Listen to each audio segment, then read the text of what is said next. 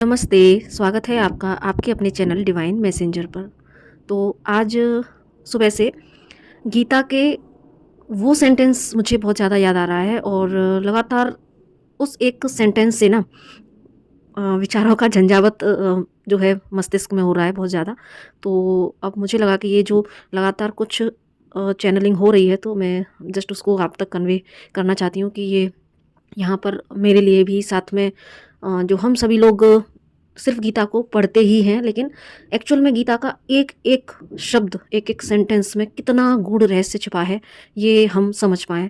तो वही जो एक बहुत ही ज़्यादा एक पॉपुलर सेंटेंस है गीता का कि जो हो रहा है वो अच्छे के लिए हो रहा है और जो होगा वो भी अच्छे के लिए होगा। तो जब भी हमारी लाइफ में एक विपरीत परिस्थिति आती है तो वहाँ के लिए श्री कृष्ण भगवान ने ये वाणी कही है और हम वैसे भी इस अ, स्वीकारोक्ति के भाव में होने चाहिए कि जो है जो हो रहा है अच्छे के लिए हो रहा है। लेकिन क्या वाकई में जब परिस्थितियाँ विपरीत होती हैं तो क्या हम इस स्वीकार वाले भाव में आते हैं? वहाँ तो बहुत सारी शिकायतें पनप जाती हैं।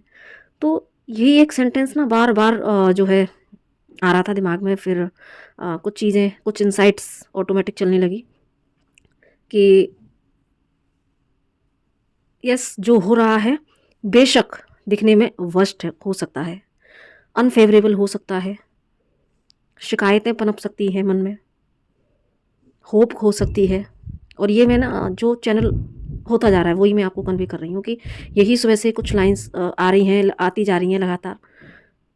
इसको ही शायद आज चाहते हैं कृष्णा कि हम इस सेंटेंस को डेप्थ में समझें कि सच में जो हो रहा है बेशक दिखने में वर्स्ट हो सकता है, अनफेवरेबल हो सकता है, शिकायतें पनप सकती हैं, होप खो सकती है, लेकिन यही वह समय होता है कि जब गीता में श्री कृष्णा के कहे गए वचन का अर्थ और गहराई हमको समझनी होगी कि जो हो रहा है अच्छे के लिए हो रहा है। इतना वर्स्ट है सब कुछ, तो अच्छा क्या है फिर? यही आता है ना दिमाग में। तो सज्जनों, यहाँ पर जो मुझे डेप्थ में नॉलेज मिली, इंसाइट मिली, वो ये कि अच्छा है भविष्य, परंतु ये निर्धारित होगा वर्तमान में जो वर्स्ट है उसमें से अपने लिए दी बेस्ट निकालने पर।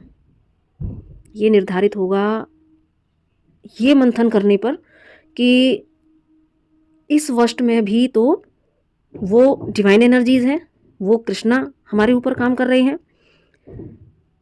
मुझे लगता है कि वो छटनी कर रहे हैं किसकी? हमारे कर्माच की, हमारे बोझ को उतार रहे हैं, हमारे भीतर से क्षमताओं और गुणों का मक्खन ही तो निकाल रहे हैं वो। क्योंकि ऐसी परिस्थितियों में ही हम अपनी भीतर की क्षमताओं से रूबरू होते हैं, वरना तो हम एक ही ढर्रे से जीवन को जी रहे होते हैं। यहाँ पर श्री कृष्णा की हमसे बस एक ही उम्मीद होती है कि इन विपरीत परिस्थितियों में भी हम धैर्य को बनाए रखें, जो कि थोड़ा सा मुश्किल होता है ना। लेकिन क्योंकि मुझे जो कृष्णा ने मैसेज दिए वही मैं आपको बता रही हूँ, तो ये मेरे लिए भी है ना, और आप सभी के लिए भी है। तो कृष्णा की बस उम्मीद होती है कि हम इन विपरीत परिस्थितियों में भी ना धैर्य को बनाए रखें, उबले हुए पानी के रूप में खुद को घटते हुए ना देखें हम। क्योंकि जब पानी उबलता है तो आप देखते हैं ना वो कम होता चला जाता है और उसका कहीं ना रूप भी परिवर्तित हो जाता है, एकदम से बेरंग सा हो जाता है। तो उबले हुए पानी के रूप में खुद को घटते हुए देखने की बजाय, बेरंग होते हुए देखने की बजाय, हम क्यों ना शांत और पारदर्शी हो जाएं, ताकि क्योंकि जब हम पारदर्शी होंगे तो ही उसी समय ही हम जो है कृष्णा जो दिखाना चाहते हैं उस पर हमारी दृष्टि जा पाएगी। और पारदर्शी जब हो पाएंगे जब हम शांत हो जाएंगे, और यकीनन जब सच में हम उस दृष्टि से देख पाते हैं जो दृष्टि से कृष्णा हमें दिखाना चाहते हैं, तो उस वक्त फिर जागृत होता है हमारे भीतर समर्पण भाव। क्योंकि तब हमें समझ में आ जाता है, क्योंकि जब हम शांत होते हैं तो पारदर्शिता बढ़ती है, और जब पारदर्शिता बढ़ती है तो हम सही और गलत को देख पाते हैं। हम इन चीज़ों के पीछे ईश्वर का क्या खेल है, वो क्या दिखाना चाहते हैं, क्या समझाना चाहते हैं, क्या हमारे लिए इसमें छिपा है, वो सारी चीज़ें एक्चुअली वही जो ईश्वर हमको दिखाना चाहते हैं वो हम देख पाते हैं फिर। और तब जागृत होता है समर्पण भाव, और जब एक बार अगर समर्पण भाव जागृत हो गया तो समर्पण चाबी है, कुंजी है वो हमारे भविष्य की। क्योंकि जब एक बार इंसान ईश्वर पर समर्पण कर देता है तो फिर सारे किंतु परंतु सब खत्म हो जाते हैं। फिर हमारे भीतर का कर्ता भाव ही खत्म हो जाता है, क्योंकि प्रॉब्लम ही तब तक चलती है जब हम खुद को कर्ता मानने लगते हैं। लेकिन जब पारदर्शी दृष्टि हो जाती है, समर्पण भाव बढ़ जाता है, तो हम यही भाव हमको जो है अकर्ता भाव में लेके आता है कि यस, हम तो कुछ भी नहीं है। शिकायतें ख़त्म हो जाती हैं। फिर हम समझ जाते हैं कि हम क्या हैं, हम शतरंज के वो मोहरे हैं जिन्हें एक परफेक्ट प्लेयर के हाथ में अगर हम सौंप देते हैं तो वो सही चाल से चलेंगे। और परफेक्ट प्लेयर तो आप समझ ही गए होंगे कि कौन है। यस, वो डिवाइन, वो कृष्णा, वो परम शक्ति। फिर हम समझ जाते हैं कि आज जिस लड़ाई में, जिस युद्ध में हम खड़े हैं, वो धर्म युद्ध ही तो है। एक धर्म युद्ध कुरुक्षेत्र में अर्जुन ने लड़ा था, और आज जो हम सभी लोग अपनी अपनी ज़िंदगी में लड़ रहे हैं वो भी एक धर्म युद्ध ही है। और वो इस धर्म युद्ध में क्या होगा, इस धर्म युद्ध में भी जो धर्म की स्थापना होगी वो इस बार हमारे खुद के भीतर होगी। क्योंकि हमने भी कृष्णा को सारथी बनाकर अपने जीवन रथ को कृष्णा के हाथों में सौंप दिया है। क्यों, कब सौंपा है? जब समर्पण भाव आया है। उससे पहले तो शिकायतें ही होती हैं, लेकिन जब आप पारदर्शी हो जाते हैं, शांत हो जाते हैं, समर्पण भाव बढ़ता है, और उस समर्पण भाव के बाद सौंप दिया आपने कृष्णा को अर्जुन की तरह से अपने जीवन रथ को। जब आपने या हमने जब अपने रथ को सौंप दिया तो फिर भविष्य फिर कौन निर्धारित करेगा? फिर भविष्य निर्धारित करेंगे वो ईश्वर, वो कृष्णा। फिर क्या होगा कि फिर प्रेरणा उनकी होगी और कर्म हमारे होंगे, और फिर भविष्य के जो पके हुए मीठे फल किसके होंगे? वो भी तो हमारे होंगे। कृष्णा को क्या मिलेगा फिर इस प्रोसेस में? कृष्णा को गर्व होगा फिर। यस, ये मेरे संतान हैं, और मैंने जो शिक्षा इसको देने की कोशिश की, मैंने जो प्रेरणा इसको देने की कोशिश की, तो इस मेरे बच्चे ने उनको बखूबी निभाया और समझा।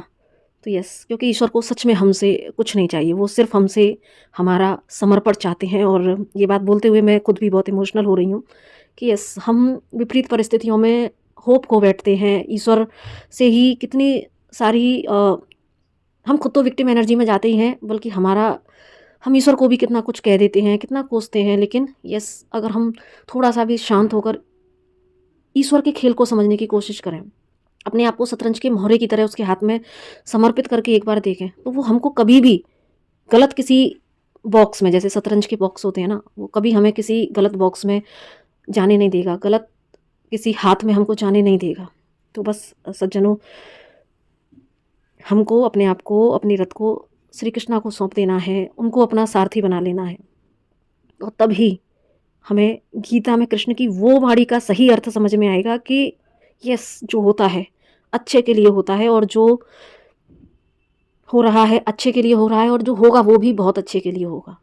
क्योंकि ये सिर्फ हम गीता के कुछ सेंटेंसेस को सुनते आए हैं, रट गए हैं हमको, लेकिन हमको बहुत साधारण से लगते हैं ये शब्द, लेकिन सच में जब हम गहराई से इनमें उतरने की कोशिश करते हैं तो हमको गीता का एक एक शब्द समझ में आता है। तो आई होप जो प्रेरणा आज मुझे मिली, जो इतना डेप्थ में श्री कृष्णा ने मुझे चीज़ें समझाई, आई होप कि आप भी सभी लोग इसको ज़रूर से समझेंगे, और हम समझ पाएंगे कि गीता के रूप में श्री कृष्ण भगवान ने हमको क्या कुछ दिया है। तो इसी के साथ बस अपनी वाणी को विराम देती हूँ, क्योंकि मैं खुद भी इस समय बहुत बस ईश्वरीय उस ऊर्जा को भीतर से ऐसा महसूस कर रही हूँ कि यस, मैं इस समय काफ़ी एक शिवरिंग वाली एनर्जी में हूँ। तो बस आपसे यही कहूँगी कि आप इसको अच्छे से सुनें, समझें, और ऑलवेज़ ग्रेटिट्यूड में रहें। और साथ में हो सके तो इस वीडियो को और भी सभी सोल्स को शेयर कीजिएगा, लाइक कीजिएगा, और अगर पहली बार आए हैं तो चैनल को सब्सक्राइब किए हुए बिना नहीं जाइएगा, ताकि ईश्वर जो समय समय पर मुझे एक टूल बनाकर जो कुछ अपने संदेश देना चाहते हैं, तो मैं खुद को बहुत भाग्यशाली समझती हूँ कि जहाँ मुझे समय समय पर श्री कृष्णा, वो डिवाइन एनर्जीज़ मुझे ऐसे मैसेजेस देती हैं जो कि मैं अपना एक छोटा सा भी अंश दे पाती हूँ, तो ये मेरे लिए बड़े सौभाग्य की बात है। तो इसी के साथ में नमस्ते, राधे राधे।